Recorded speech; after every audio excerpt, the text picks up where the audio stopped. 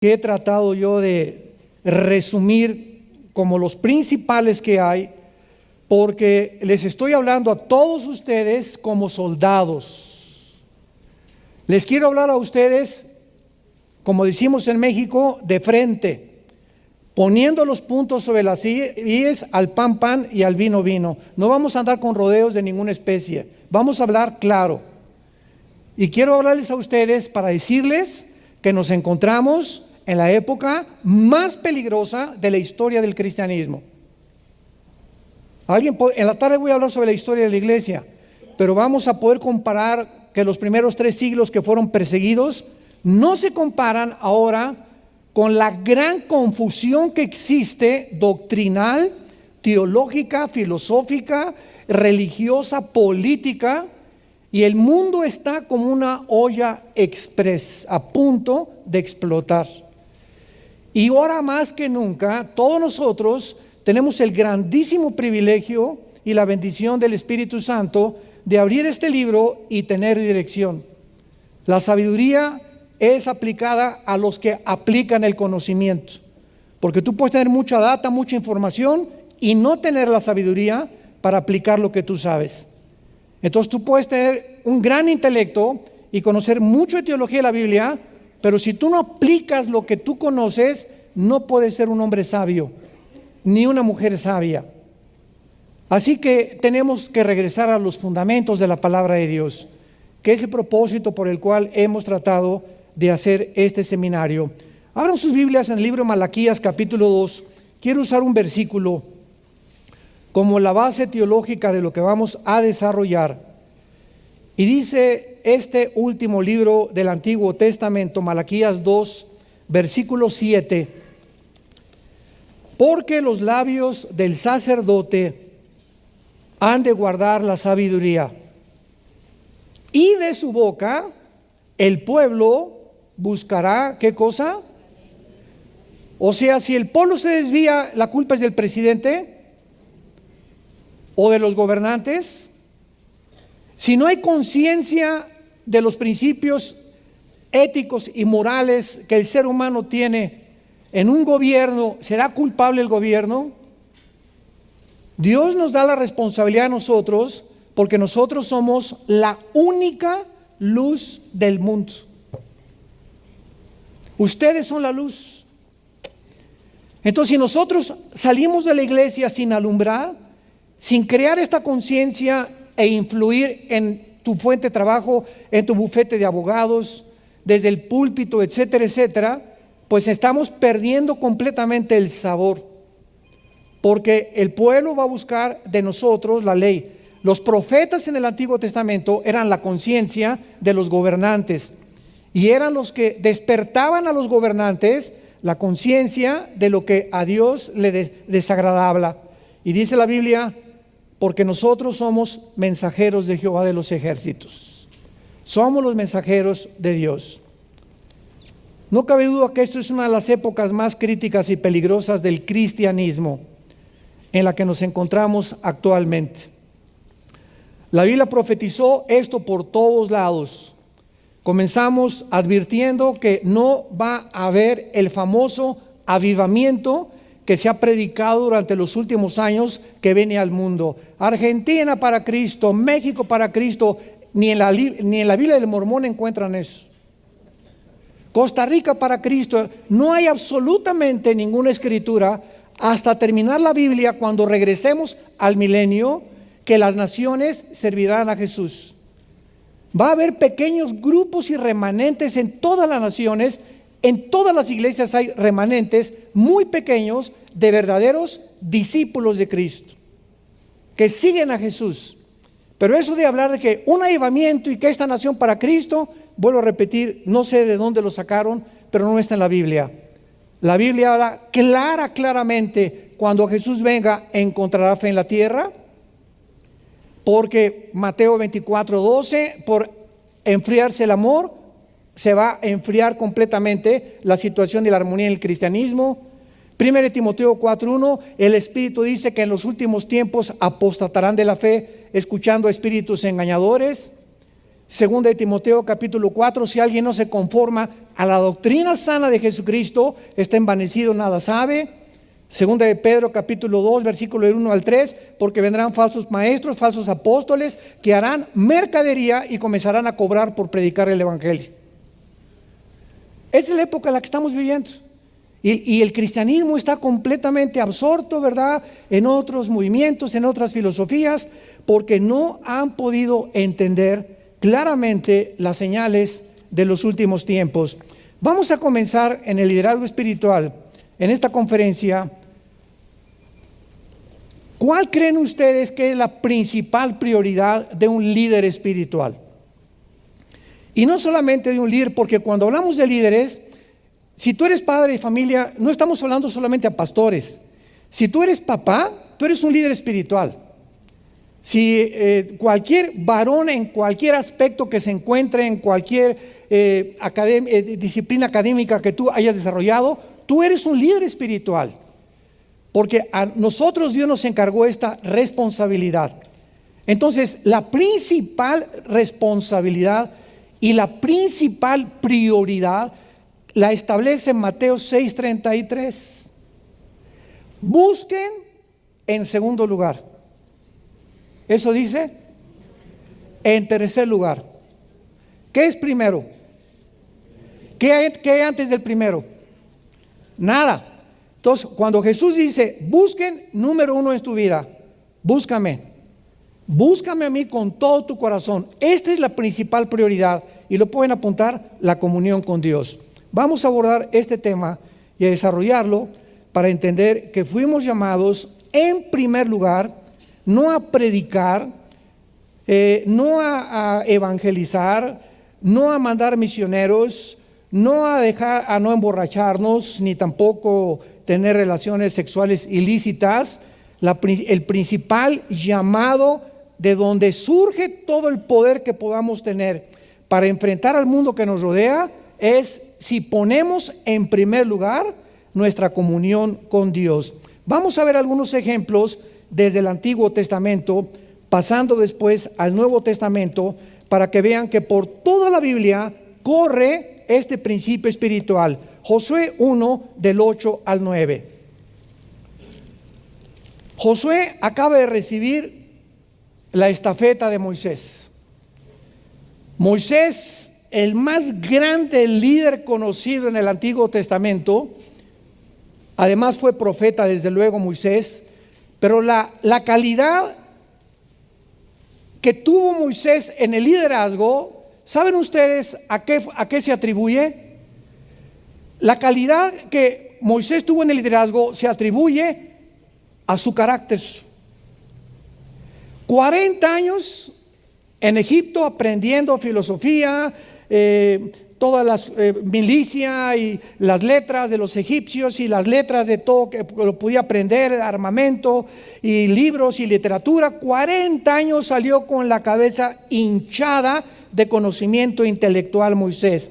Por lo menos 5 doctorados le dieron. Y de ahí Dios lo toma y lo manda a la escuela del silencio, a donde ni las lagartijas le podían hablar. 40 años sin hacer nada, absolutamente nada. Y en esos 40 años, Dios consideró en su soberanía y sabiduría que para levantar la clase de líder que él necesitaba, de guiar a 2 millones de cabritos, porque no fueron ovejas las que salían de Egipto, era una bola de cabritos. Había boas, mazacuatas, coralillos, cascabeles, ratas. Había una contaminación imprescindible. Un hombre como Moisés tenía que soportar las quejas, las traiciones, las murmuraciones, el sol, la traición, la persecución. Tenía que ser un hombre blindado. Y lo blindó 40 años en el desierto. Jesucristo, 30 años haciendo mesas y sillas. Y cada vez que Jesucristo clavaba la madera, Él estaba desarrollando la cruz donde él iba a morir. Él trabajó en lo que iba a ser su crucifixión con la madera. ¿Se imaginan a Cristo a los 22 años? Señor, se están muriendo las personas. Shh, sigue haciendo mesas. A los 25 años Jesús, Padre Santo, hay endemoniados, déjales que sigan con sus demonios. Pero no, me mandaste a los 28 años, Señor, ya estoy listo. Es que tu tiempo no es mi tiempo. Yo tengo una agenda para cada uno de ustedes. Y mientras nosotros no estemos preparados de acuerdo a la soberanía y al conocimiento de Dios, Dios no puede darte un ministerio, y si te lo da y tú entras al ministerio antes de tiempo, te acaba el diablo. No hay cosa más trágica en la vida cristiana que alguien alcance el éxito sin tener carácter y sin estar preparado. Y el carácter nos lo da nuestra comunión diaria con Dios. Ahí es donde Dios forja la vida interior de nuestra vida espiritual. Josué, versículo 8 y 9, el capítulo 1. Nunca, Josué, quiero que entiendas esto, nunca se aparte de tu boca este libro de la ley. Día y noche meditarás en él, para que guardes y hagas conforme a todo lo que en él está escrito, porque entonces, no antes, esto es muy importante, hasta que tú me obedezcas y entiendas que en la mañana, Josué, y antes de acostarte, Señor, pero yo a las 12, estoy diciendo que en la mañana y en la noche. Señor, tengo mi devocional a las 11 de la mañana, que la canción, te dije que en la mañana y en la noche. En la noche me acuesto viendo las noticias, Señor. Bueno, ¿le crees a la Biblia? No levante la mano nadie. ¿Cuántos de ustedes se levantan y lo primero que tienen en la mañana es el tiempo con Dios, y antes de acostarse te acuestas memorizando 2, 3 versículos o pensando, meditando en la palabra de Dios? Nadie levante su mano. Entonces, ¿por qué quieres bendiciones y por qué quieres conocer más o entender los tiempos que vivimos si no obedecemos a Dios? ¿Qué es la fe? Creer lo que Dios dice y confiar que lo que Él dice es verdad. Pero así están las iglesias llenas en el mundo entero. Aleluya, gloria a Dios, y emociones, y cae y me cae, y polvito de oro que cae del suelo y que te caes al suelo, etcétera, etcétera. Y no, esas personas tienen una relación íntima con Dios, por lo cual viven confundidos. Y este es el primer principio que Dios le enseña a Moisés, a Josué. Tienes 7 naciones ahí, Josué, y vas a entrar a pelear contra 7 naciones completamente blindadas, que el armamento que tienen ustedes no va a ser suficiente, y puedes hacer planes de milicia. ¿Cuántas redes necesitamos para conquistar Jericó? Capítulo 6 de Josué. ¿Y cuántas ballestas vamos a necesitar? Imagino que Josué estaba organizando todos sus soldados cuando Dios le da el secreto de la victoria. No es con espada ni con ejército, es con mi espíritu. Tú obedéceme, Josué, y ¿sabes una cosa? La batalla es mía, dice el Señor. Yo me encargo de tu suegra. Yo me encargo de tus vecinos. Yo me encargo de tus hijos. Yo me encargo de tu esposa. Yo me encargo de tu esposo. Obedéceme. Déjame todas las demás cosas a mí. Búscame primero. Y cuando yo vea que tú realmente me estás buscando en primer lugar y me pones en primer lugar en tu vida, esa es la fe. Y el momento que actuamos conforme a lo que la palabra dice, Dios actúa, porque Dios respalda lo que Él ha prometido. Dios entra en acción cuando ve que nosotros le obedecemos. Veamos en segundo lugar, en Primera de Reyes, otro ejemplo, capítulo 19, a Elías. Primera de Reyes 19, del 11 al 12. El trasfondo histórico es que Elías se encuentra deprimido, ansioso, ha derrotado a cientos de profetas falsos y le manda una sentencia la reina Jezabel. Quiero decirte que aunque te exilies, te voy a perseguir a donde quiera que tú vayas y te voy a matar. Entonces Elías, como muchos cristianos, y a mí me pasó también durante una época en mi vida, queremos sentir a Dios. Yo recuerdo iglesias que íbamos donde la gente me decía, es que aquí no se siente a Dios, aquí no se siente el Espíritu Santo. Y había gente que comenzaba en la iglesia a temblar y a ponerse así. Yo les he dicho que aquí, cuando alguien se ponga así, que vengan por detrás y le den un zape en la cabeza. Porque ese no es el Espíritu Santo. El Espíritu Santo jamás nos llevará a que perdamos la conciencia de nosotros mismos. Nunca lo hará. Entonces, estamos buscando sentir a Dios. Oye, ¿me dan una palabra, hermano? Aquí está. ¿Quieres una palabra de Dios? Aquí está. Estamos en un cristianismo donde estamos tratando de brincarnos las cosas que Dios nos pone, buscando atajos para hacer las cosas mucho más fáciles a nuestra vida por la flojera de discipularnos. Y entonces Dios le enseña una grande lección a Elías. Y dice el versículo 11. Él dijo, sal afuera, lo manda Dios afuera y le dice a Elías, ponte en el monte delante de Jehová. He aquí Jehová pasaba y un grande y poderoso, un viento tan poderoso que rompía los montes, quebraba las peñas delante de Jehová, pero Jehová no estaba en ese viento. Y tras el viento un terremoto, pero Jehová no estaba en el terremoto.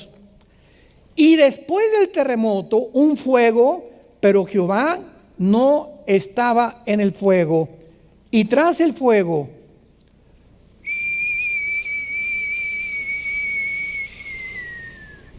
un silbo apacible.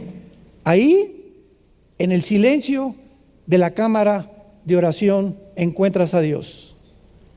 Dios, santos, trabaja de dentro hacia afuera. Cuando Dios mandó construir el tabernáculo, comenzó con el lugar santísimo. Y de ahí el lugar santo, el atrio, pero comenzó desde dentro, desde su trono. Y cuando Dios trabaja en nuestras vidas, trabaja de dentro hacia afuera, porque el diablo trabaja de afuera hacia adentro. Entonces, el diablo quiere que vivamos en nuestras emociones, en nuestros sentimientos, en que sintamos, y si no sintemos algo y no nos caemos al suelo, o no tiemblo, o no soy sacudido por algo, o no veo algo espectacular, no voy a poder tener paz ni confiar en Dios. Y en uno de los salmos, Dios lo escribió claramente: Dios al pueblo le enseñó sus obras, sus milagros, pero a Moisés sus caminos. El pueblo durante 40 años cayeron codornices, sus zapatos nunca se echaban a perder, vieron que salía agua de las rocas. El pueblo vio milagros. Y ahora el pueblo de Dios continúa repitiendo lo mismo que en el Antiguo Testamento. Queremos ver algo espectacular, un milagro. Si un paralítico se levanta de la silla de ruedas, voy a creer. ¿No es cierto? No es cierto, no es cierto, porque la fe no es por ver, es por el oír la palabra de Dios. Entonces tú se levanta un paralítico y tus emociones son afectadas, de veras, ¿no? ¿Cuánto te va a durar este sentimiento de expectación que tuviste al ver al paralítico levantarse? ¿2 días? ¿3 días? ¿Qué es lo que nos transforma? La palabra que está enraizada dentro de nosotros. Eso es lo que tenemos que alimentar. Y cuando seguimos un cristianismo de ver o campañas de milagros, estamos completamente igual que el pueblo de Israel. Número 3, Jeremías capítulo 23. A Jeremías se le llama el profeta llorón. ¿Por qué? Porque él fue testigo de el exilio babilónico y de la forma como Jerusalén, la ciudad amada, el templo, los sacrificios, el sacerdocio se acabó para Israel en el exilio babilónico. Y Jeremías recibe la revelación de Dios, capítulo 23, donde él atribuye todo lo que le pasó al pueblo de Israel al mismo factor. Veámoslo, versículo 18. comienza con una pregunta: ¿quién estuvo en el secreto de Jehová y vio y oyó su palabra? ¿Quién estuvo atento a su palabra y la oyó? Pregunta: ¿sabes tú qué es el secreto de Jehová? ¿Qué es un secreto? Cuando estoy con una persona y la que está aquí no me escucha, porque le estoy hablando en secreto. Nada más quiero que esa persona me oiga. Y ese secreto de Jehová es el tiempo de nuestra oración con Él, donde estás tú y Él nada más. Las reuniones de oración son otra cosa, pero es el tiempo devocional que tenemos diario con el Señor Jesucristo. Y está preguntando Jeremías: ¿quién estuvo orando? ¿Quién ha puesto a Dios en primer lugar?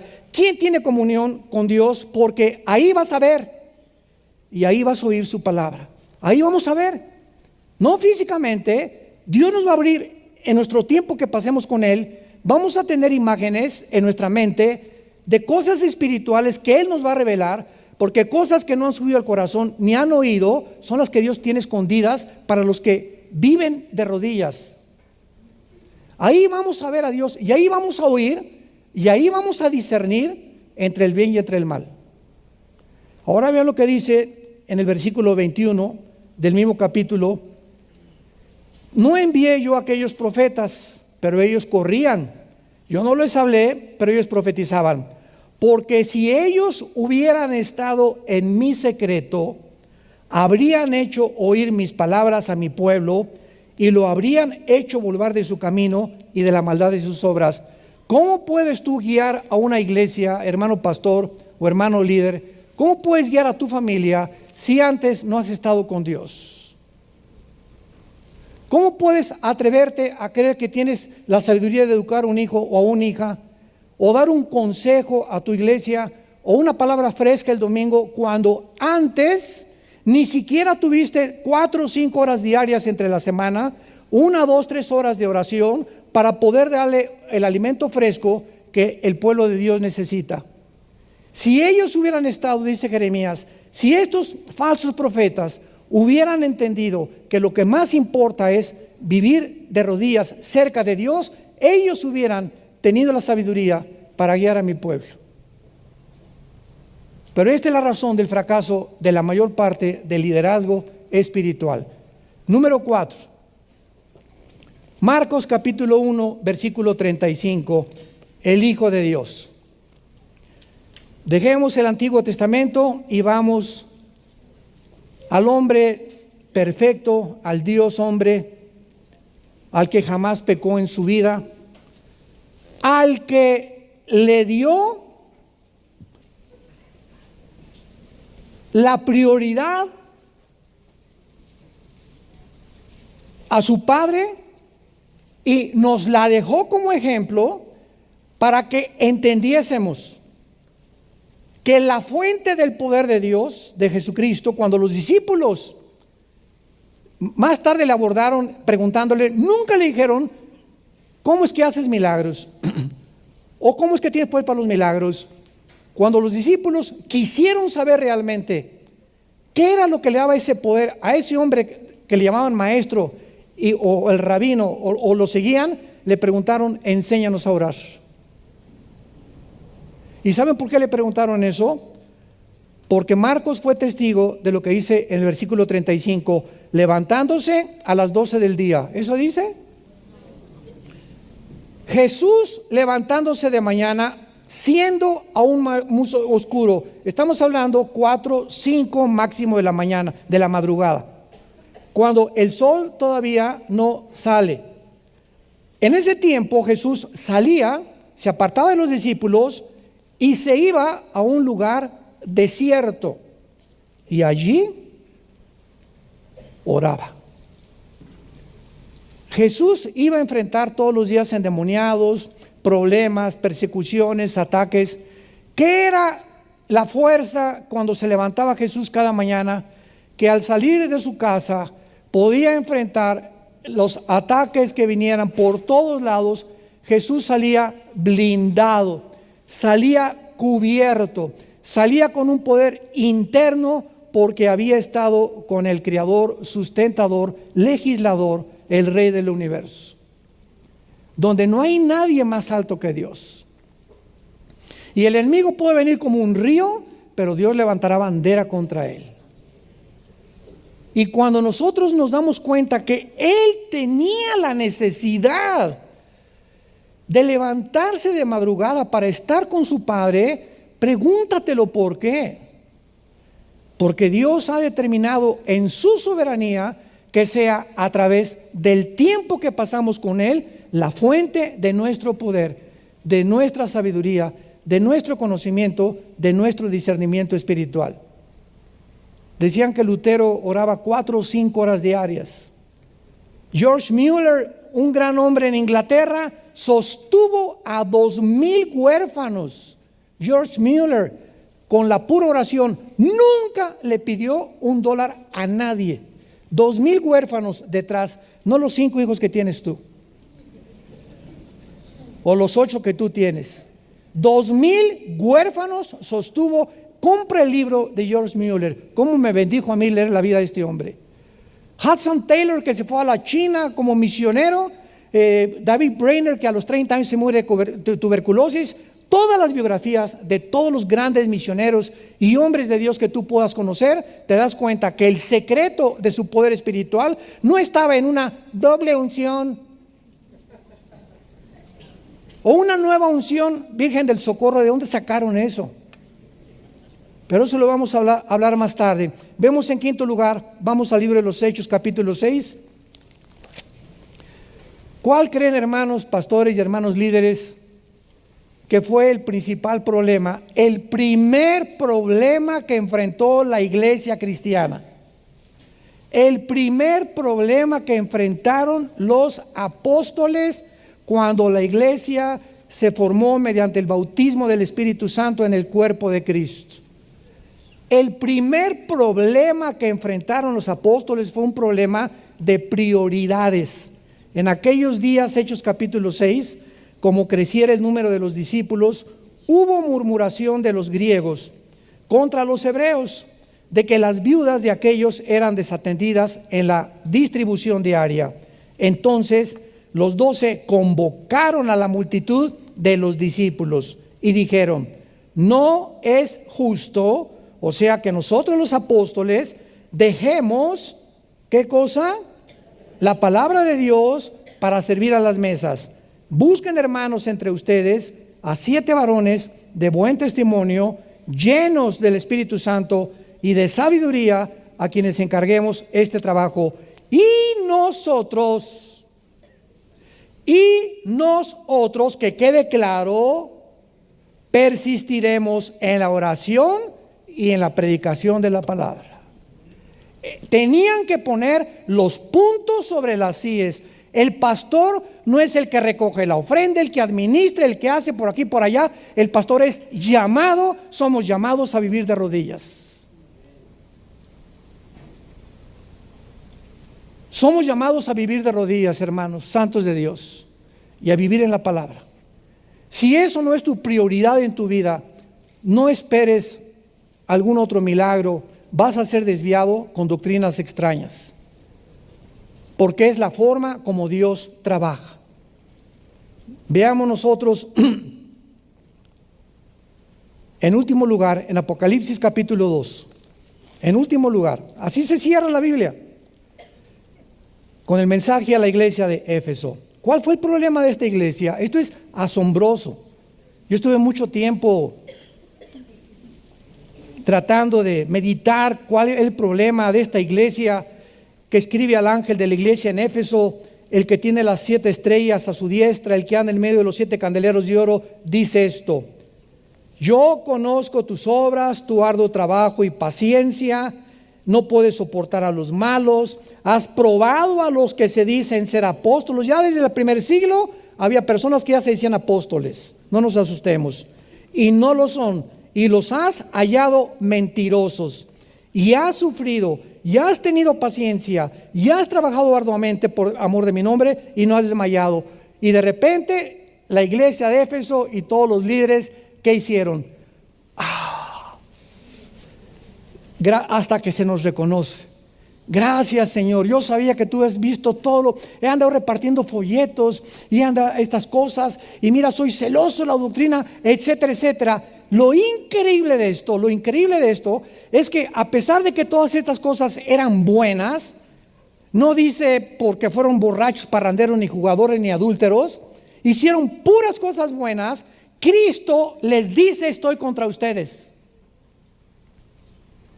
Y esto nos pone a pensar y a reflexionar qué tan profundo era el problema, que Cristo se atreva a decirles que todas estas cosas no les servían, porque lo que más le importaba era que tuvieran comunión con Él. En otras palabras, todas estas cosas que ellos hicieron, los hicieron en el poder de la carne, no en el poder del Espíritu. Y esto nos habla que nuestra carne es bien religiosototota. Los mormones nos ganan, ni café toman. Si estamos hablando de quién tiene una vida más asceta y más todo, ¿verdad? No, pues es que los que duermen en la cama de piedra, y los monjes que se van, ni a Disneylandia van, ni ven películas ni nada. Otros no toman café. Hay mujeres que hasta el vestido hasta abajo, ni un tatuaje no trae nadie. Los hombres, y comenzamos a juzgar la vida cristiana y la vida espiritual por las cosas externas, y no se trata de eso. Y yo no pongo árbol de Navidad, y los que ponen árbol de Navidad son los babilonios y los hijos de los fariseos, ¿verdad? Que legalistas, que cómo es posible que pongan árbol de Navidad, etcétera, etcétera. Y ya viste el hermano que toma vino, Jesús, María y José, es un borracho. Y ya viste los tatuajes de ese muchacho. Mira, si tú eres gordo, no te atrevas a criticar un tatuado, porque nuestro cuerpo es el templo del Espíritu Santo. ¿Qué le hace más daño? ¿La panza que tienes de una catedral?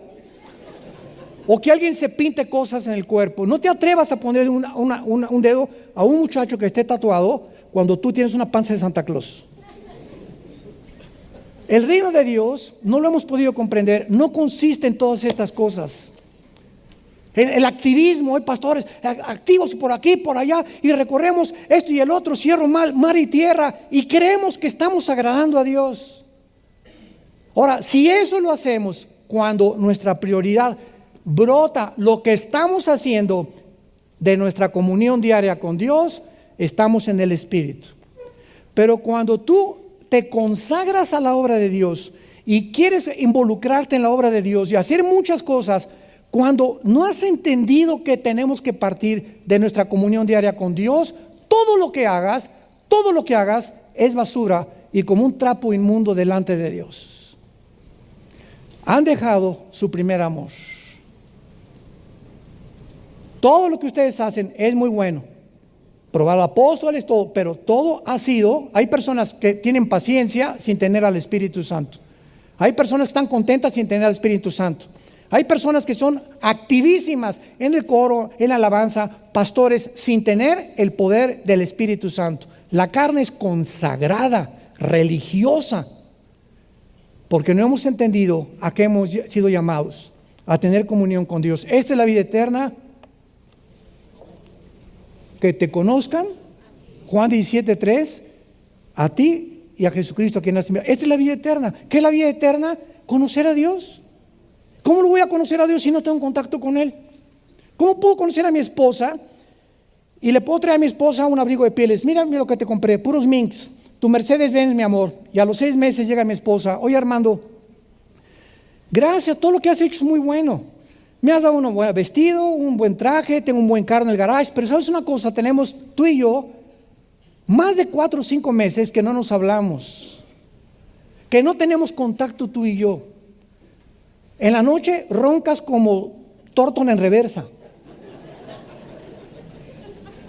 Jamás me platicas.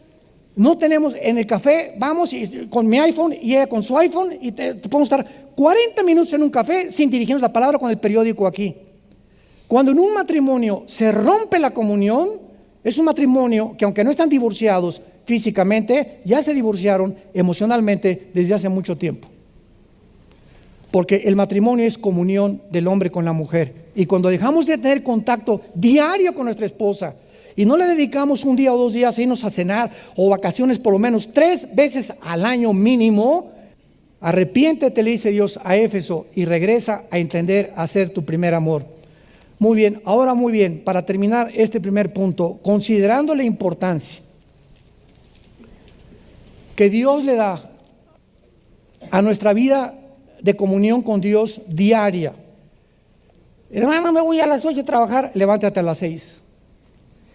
A las 7 tengo que llevar a mi hija a la escuela, levántate a las 5:30.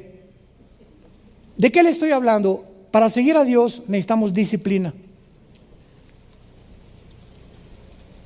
¿Sí escucharon?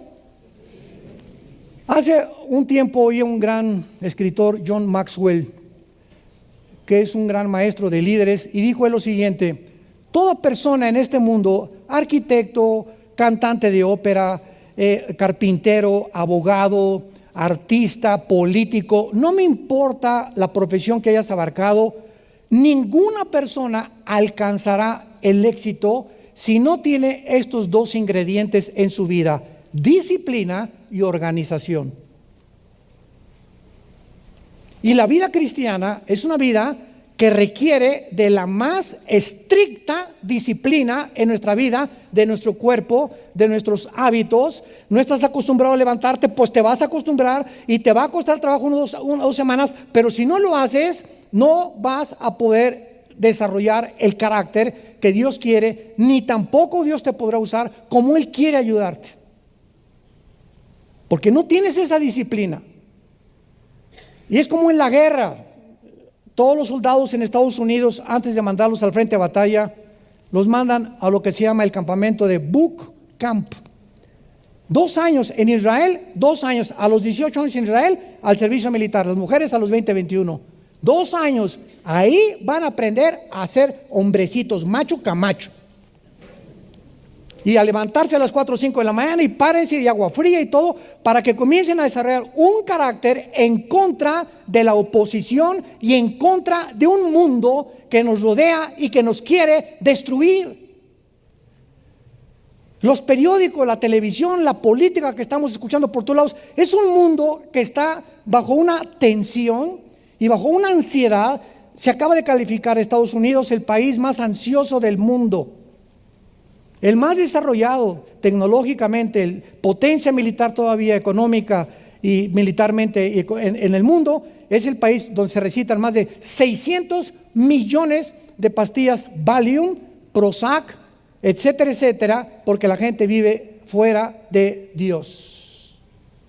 Ansiosa, el estrés causa que mi corazón, mi sistema gastrointestinal, mis neuronas del cerebro, mi estado mental me afecta mi comunión con Dios. Yo no puedo estar en un estado así y creer que puedo discernir la voz de Dios.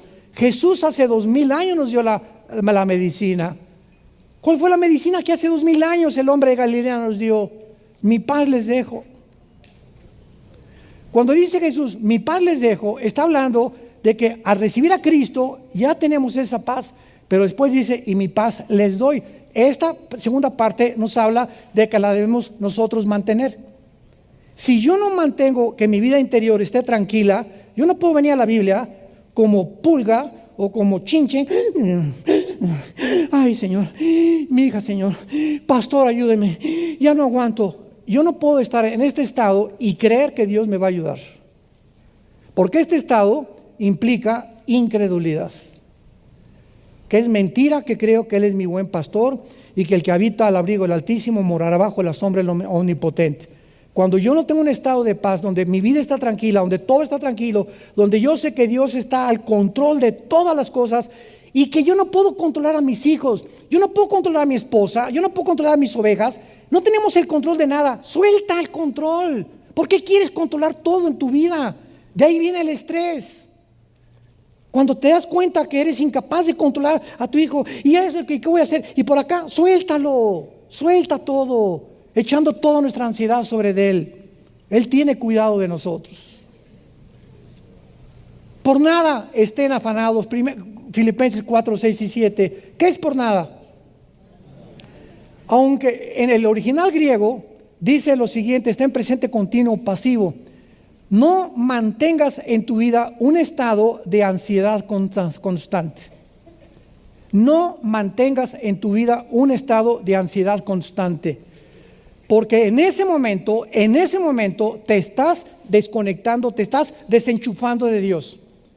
Y te puedes volver muy activo y sigues en la obra de Dios y sigues predicando y sigues haciendo muchas cosas. Pero si tu vida interior no está en paz, yo no puedo venir a la Biblia en un estado de estrés, porque para que yo pueda discernir y que el Espíritu Santo me ilumine, necesito estar en paz dentro de mi vida y en paz con Dios también. Considerando esto, el diablo va a atacar nuestra vida de oración. Es lo que más ataca el diablo. Te va a hacer que te quedes dormido, te va a sonar el teléfono, a los 3 o 4 días que te lo propongas va a venir alguna cosa, pero el ataque viene contra nuestra vida de comunión con Dios. Es el más grande ataque, porque el diablo sabe que esa es la fuente del poder espiritual. Pasamos al segundo punto, y lo pueden apuntar: reconocer la soberanía de Dios en nuestro llamado. Esta es la segunda cosa importantísima en la vida cristiana. Primera de Corintios capítulo 12. Más claro no lo podría el apóstol Pablo desarrollar. Es de suma importancia, amados santos de Dios, que en el liderazgo espiritual exista la soberanía de Dios. O sea, todos los dones que tú tengas y los que yo tenga, los talentos que Dios te haya dado o los que me haya dado a mí, y el ministerio para el cual Dios nos ha llamado, le pertenecen a Él. Hubo un tiempo, hace 30 a 35 años, que una barbaridad se infiltró a la iglesia cristiana, donde iba a lugares donde me decían que si yo no hablaba en lenguas, a este grado llegó esta barbaridad, no tenía el Espíritu Santo. Y el hecho que haya habido 3 ejemplos en los Hechos de este fenómeno, sin entender que el libro de los Hechos es un libro en transición entre el judaísmo y el cristianismo, y tenía que haber milagros a fuerza para evidenciar que ellos eran realmente apóstoles de Cristo. Cuando entramos a las epístolas de los apóstoles y ellos explican lo que pasó en Hechos, nos damos cuenta por qué pasó. Pero cuando sacamos doctrinas de libros históricos y desarrollamos una doctrina al grado de decir, si este don no lo tienes, que además es el último de los dones, no tienes al Espíritu Santo, entonces yo me pongo a recordar a todos los grandes hombres de Dios, D.L. Moody, Billy Graham, y Martín Lutero, y Juan Calvino, y Jacobo Arminio, y los padres de la iglesia, etcétera, etcétera. Nunca ninguno habló en lenguas, por lo tanto, no tuvieron al Espíritu Santo. Virgen de los Remedios. Qué increíble que podamos llegar a aceptar, y vamos a ver lo que dice la Biblia. 1 Corintios 12, versículo del 4 al 11. Hay diversidad de dones, o sea, hay muchos dones, muchos, pero el Espíritu es el mismo. Hay diversidad de ministerios, o sea, hay muchas formas de servir a Dios, pero el Señor es el mismo. Y hay diversidad de operaciones, pero Dios, que hace todas las cosas en todos, es el mismo. Porque a uno, a Pancho, les da la manifestación del Espíritu para provecho. A Santiago, a les da palabra de sabiduría. A Jacobo, palabra de conocimiento según el mismo Espíritu. A otro, a Carlitos, fe por el mismo Espíritu. Y a otro, a Lupita, dones sanidades. Al otro, el hacer milagros, etcétera, etcétera. Discernimiento, diversos géneros de lenguas, interpretación. Versículo 11, subráyalo. Pero todas estas cosas, todas estas operaciones, todos estos ministerios las hace uno y el mismo Espíritu, repartiendo a cada quien, traducción a la mexicana, como a él le da la gana. Perdón. Dios reparte a cada uno de nosotros lo que Él considera que tú y tú y tú y tú y yo vamos a necesitar. Nosotros no sabemos, me acuerdo cuando Dios me llamó en 1974 al ministerio, yo creí que Dios me había llamado para ser misionero. Me fui 3 años a la sierra, entre Oaxaca y Guerrero. Estuve durmiendo en pisos de adobe, mi cojín era un ladrillo envuelto en periódicos con los indígenas, y feliz porque unos misioneros presbiterianos me invitaron a que los acompañara, y me encantó, y yo nada más quería servir a Dios.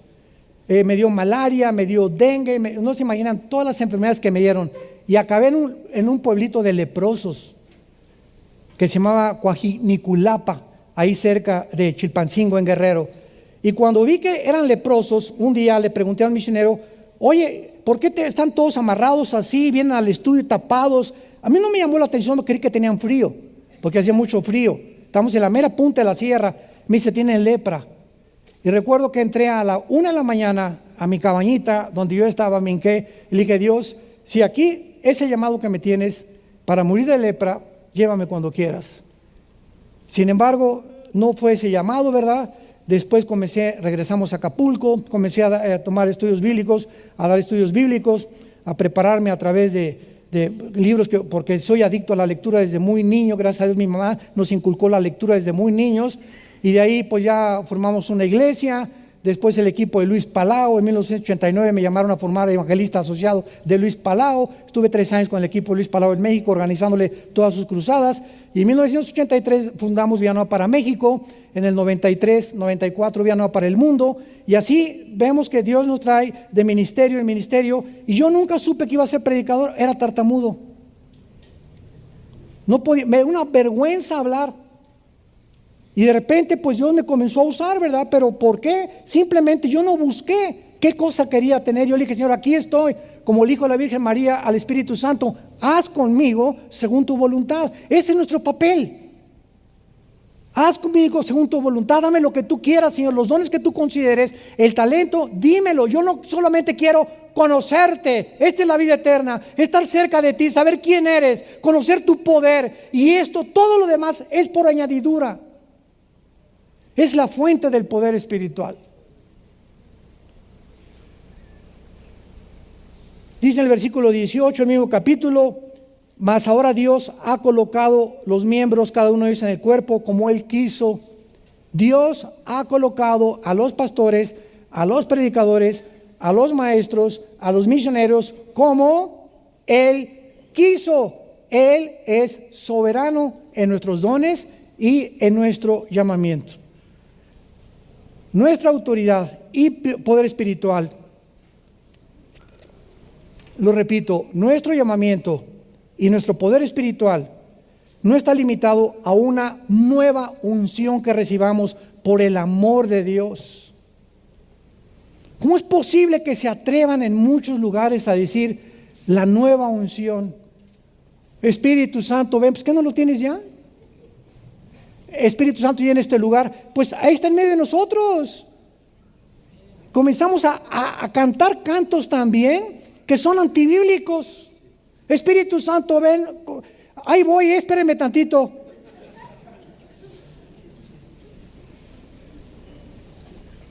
Y terminamos esta segunda parte en 1 Juan capítulo 2, donde el apóstol Juan lo establece también más claro que el agua.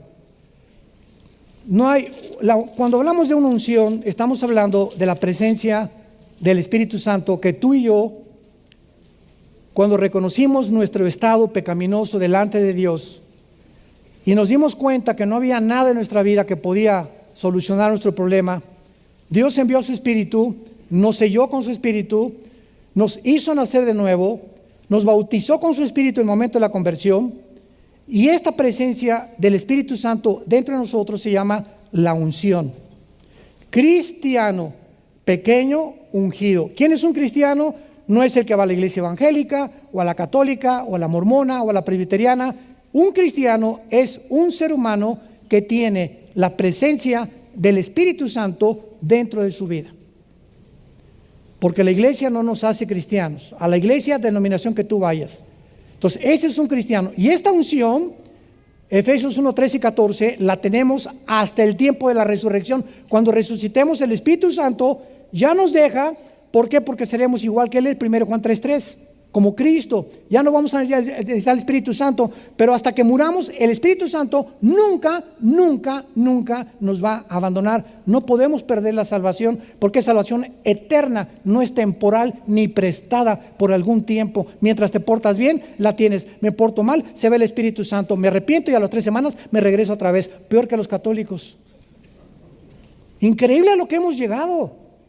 Dice 1 Juan capítulo 2, versículo 20, pero ustedes tienen la unción del Santo y conocen todas las cosas. Versículo 27, pero la unción que ustedes recibieron de Él permanece en vosotros y no tiene necesidad de que nadie les enseñe, como la unción nos enseña todas las cosas y es verdadera y no es mentira, según ella os ha enseñado, permanece en Él. Cuando el Espíritu Santo entra en nuestra vida, ya no necesito que mi profesor de química, y mi profesor de física, y mi profesor de matemáticas, que tienen 3 doctorados en ciencias políticas, me digan de dónde vengo, ni quién soy, ni a dónde. Ya no tengo necesidad que nadie del mundo me enseñe nada. Mi maestro es el Espíritu Santo. Entonces, ¿cómo podemos llegar, verdad? Es que aquí se siente la unción, y tócame para que tenga la unción. ¿De dónde hemos sacado tantas cosas, santos de Dios? ¿De qué Biblia? No sé ni cuál inventaron o cuál tradujeron mal, pero por más que le busque, yo no encuentro esas doctrinas que han entrado a la iglesia, que están completamente corrompiendo y debilitando el poder espiritual que Dios quiere que nosotros tengamos. Y finalmente, rápidamente, ya no me da tiempo para más puntos, pero quiero abordar rápidamente los siguientes puntos que necesitamos considerar. El cristiano necesita una vida disciplinada. 1 Corintios 9, 26 y 27. Si dice Pablo, si yo no sujeto mi cuerpo y lo pongo en servidumbre, seré sacado, no dice perder la salvación, se dice seré sacado del ministerio. O sea, a lo mejor puedo seguir sirviendo a Dios, y muchos siguen sirviendo a Dios, como decía Leonardo Ravenhill, un gran escritor cristiano. En muchas iglesias, si el Espíritu Santo se fuera, seguirían trabajando como iglesias. Increíble. Entonces, tenemos que comprender esto, que la disciplina que nosotros tengamos nos mantiene dentro del camino para ser usados por Dios. Disciplina en el comer, number 1. Nuestro cuerpo es el templo del Espíritu Santo. Nuestro cuerpo necesita mínimo 2 litros de agua diarios. Agua de horchata, agua. De Jamaica, agua. Y si es alcalina, 1000 veces mejor. Nuestro cuerpo necesita 8 horas diarias de dormir. Es que me acuesto a las 12, me levanto a las 5. Ni San Martín de Porres, hijo. Comenzamos a creer que porque dormimos poco y nos esforzamos tanto en la vida de Dios, Dios está grande en nosotros. Mira todo lo que ha hecho el Señor por ti. Y nada de eso le agrada a Dios. Conozcamos al Dios de la Biblia. Él nos quiere a nosotros. Él decía de nosotros. No le diga, Señor, dame más de ti. Él quiere más de nosotros. Cuando nosotros le demos más de nosotros, Él nos va a dar más de Él. No le pidas, dame más de mí, Señor, dame más, lléname, Señor, con tu Espíritu. Ya lo tienes. Ahora necesitas la santidad, vivir en ese camino que Dios nos ha marcado para que podamos ser usados por Él. Esta vida disciplinada la tenemos que tener en todos los áreas. En el área sexual, un pastor nunca le da consejería a una mujer sola. ¿Jugará el hombre con fuego mientras sin que sus vestidos ardan? Un pastor nunca sube a una muchacha a su coche. Está lloviendo, te compro un paraguas y te mando en taxi a tu casa. Un pastor jamás acepta darle consejería a una mujer, sobre todo cuando son jóvenes. ¿Por qué? Porque la carne es débil. Los más grandes hombres de Dios de este libro, el rey Salomón, Sansón y David, los 3 cayeron por una mujer. Fue una mujer en el área sexual lo que impidió que estos hombres pudieran completar su ministerio. ¿Y cómo acabaron los 3? Aunque Dios tuvo misericordia de los 3 al final de sus vidas. Pero si no tenemos disciplina en nuestra vida y nos damos cuenta que no podemos coquetear con el pecado, ni estar haciéndonos ilusiones, ni mentes, ni fantasías con la del coro y con la que bailó y con la secretaria, etcétera, etcétera. Vamos a caer. Nadie cae en el adulterio de la noche a la mañana. Te preparas psicológicamente semanas o meses anteriores, que ya tienes ahí viendo internet, pornografía, y cuando venga la oportunidad, Dios ya te abandonó. Como a Sansón, creyó que el Espíritu Santo estaba ahí y se dio cuenta que Dios no juega con nosotros. No juguemos con el pecado, no coquetees con el pecado, ten una vida disciplinada, porque será la única forma de llegar al fin y de poder decir: he corrido la carrera, he peleado la buena batalla, hemos echado mano de la vida eterna, y no nos imaginamos lo que Dios tiene para nosotros, tanto en esta vida como en la otra vida, a todos aquellos que puedan realmente vivir hasta el final y no darse por vencidos de la esperanza a la que Dios nos ha llamado a todos. Padre, te damos gracias por tu palabra.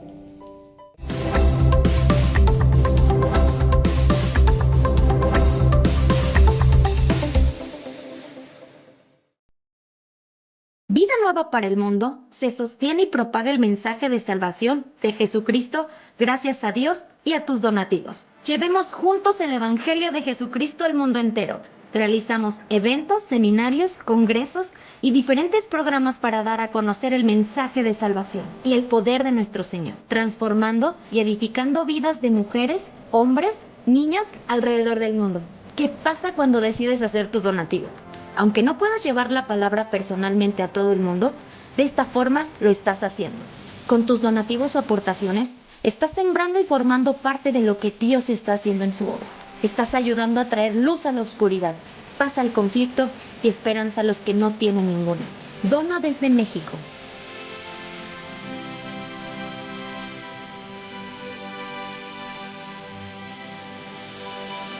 Dona desde Estados Unidos.